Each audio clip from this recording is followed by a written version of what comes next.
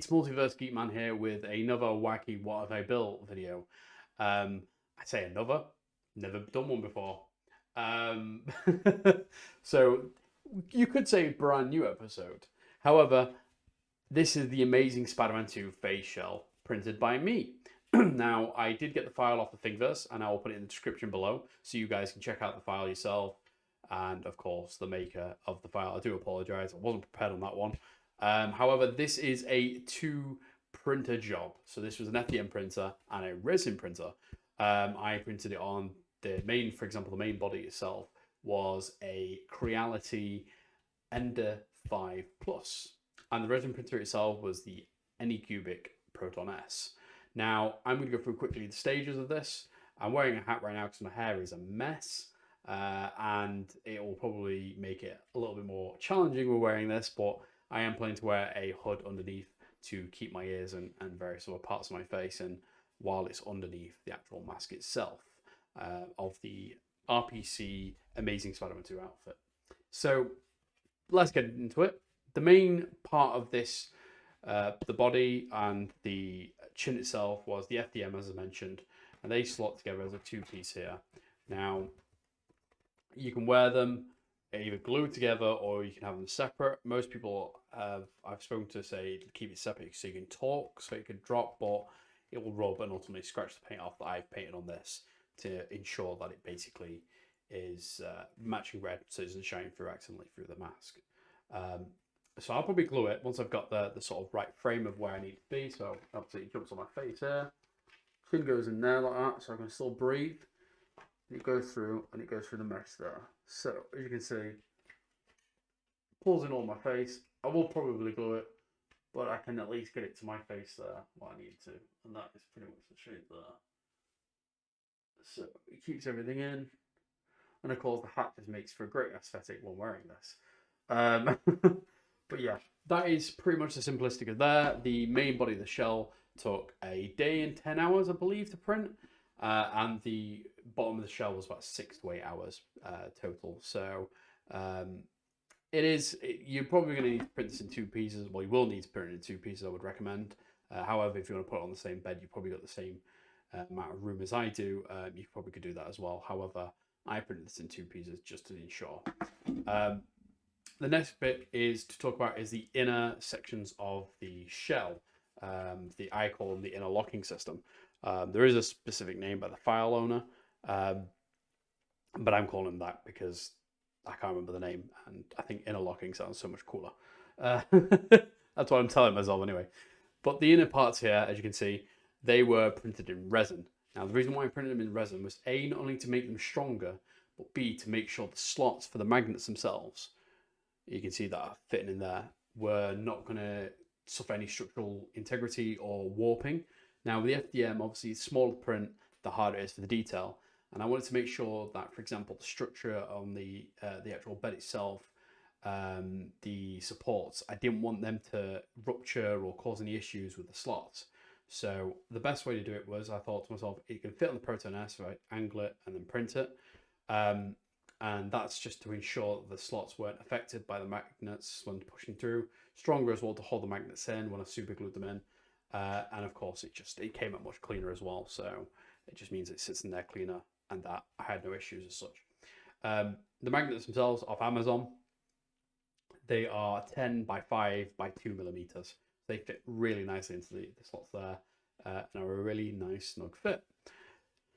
The next thing I'm going to talk to you about, I'm trying to keep this video under 7 minutes, is the lenses themselves. So the lenses, again, 2 parts, and they were done on the resin printer, the Anycubic Proton S. And as you can see straight through there, it's hexagon shaped there. So what I wanted to make sure was on the resin printer that the hexagon pieces didn't break. Now, I did break one of them by accident because I was roughhousing it and just didn't pay attention and snapped it. However, on the resin printer there, after I did that one, I was fine with the rest of them. I put them on light support there for itself, and it was easy to clip through. I just washed it through in the Curo machine, the 2.0 Curo machine. So did through the wash, full and alcohol wash for about 30 minutes, pulled them off, and then just clipped slowly, and then came through there. The only thing I did then was take a needle and just thin needle poke through the holes on some of them where some of the brackets had, and the actual supports had stayed on a bit more. As soon as I poked it through, pulled out with pliers on the other end. But yeah, they came out really well. And same with the rims on the Anycubic, straight away, print, polished. Got some Halford spray, sprayed through, varnish over the top of it to ensure they're the same with the main head piece as well. So the main question is now you're going to ask, how effective are they? Because I know a lot of lenses, and I've seen people have lenses on face shells before, and they've had this problem where they put them on and they appear like at least a millimeter or two above the actual shell itself, and they're loose. So if you shake your head, it comes off. The guy who made these files, or the person that made these files, had a hooking system, and inside the shell there is a hook system there. You can see like one there and then one there as well. So what you're going to do is you're going to take the actual lens itself, you're going to pop it in there into the hook, and then the magnets pull. Boom, sits flush. Make sure it sits flush, because sometimes it can sit at an angle. What you do is just push it a little bit more and it sits there. And as you can see, it sits really nicely and it doesn't shake. I have to really pop it out. So the same again, hook into the bottom there, drop in, and boom. There you have it.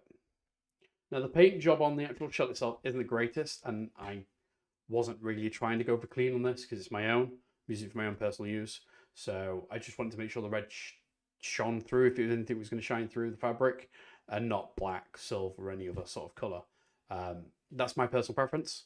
And I also wanted to make sure that it sort of like came in line with like the Andrew Garfield set used ones as well, that you'll see like on the photo next to me here.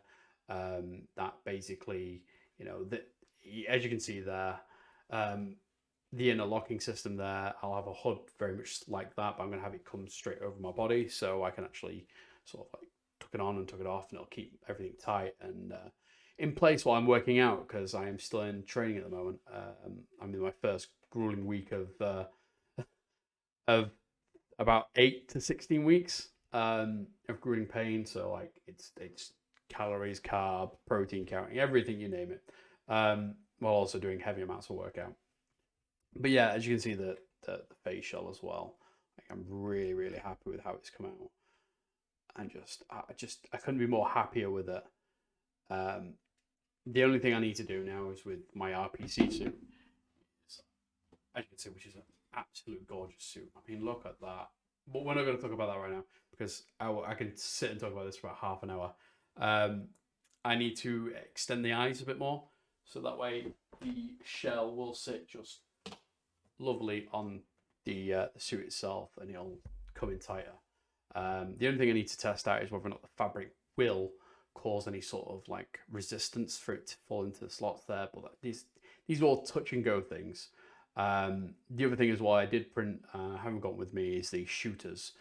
They were from the Anycubic Proton S prints, and they came out so perfectly, and I painted them really nice, and I've put them on my Instagram before. So yeah, that's what gives you a bit of a rundown of the prop there. I've managed to make it in probably around about 9 minutes. So a bit longer than I wanted, but yeah, I hope you enjoyed the video, guys. I hope you found it interesting, and I hope it helps you out with your own print props. If you've got any questions, please hit me up with a message, and I'll see you in the next video.